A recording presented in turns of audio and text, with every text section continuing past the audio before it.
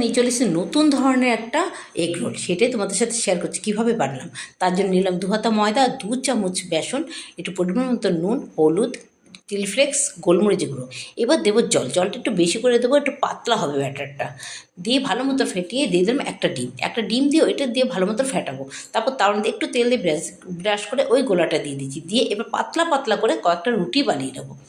এটার মধ্যে দেবে, এটি কিন্তু একটা তোমার এগ রোলের রুটিটা অসাধারণ নরম সফট একটা রুটি তৈরি হয়ে গেছে। দিয়ে দিলাম আমি এর মধ্যে শসা কুচি, পেঁয়াজ কুচি, টমেটো কুচি, আর ক্যাপসিকাম কুচি, লঙ্কা কুচি, একটু পরিমাণ মতো লবণ, গোলমরিচের গুঁড়ো। এবার দিয়ে দেবো একটু টমেটো সস। হয়ে গেছে তোমার নতুন ধরনের একটা এগ রোল, অসাধারণ সফট, যেমনি খেতেও তেমনি টেস্টি। তোমাদের ভালো লাগলে অবশ্যই একটা লাইক করো, একটা কমেন্ট করো, কীরকম লাগলো তোমাদের কাছে। দারুণ।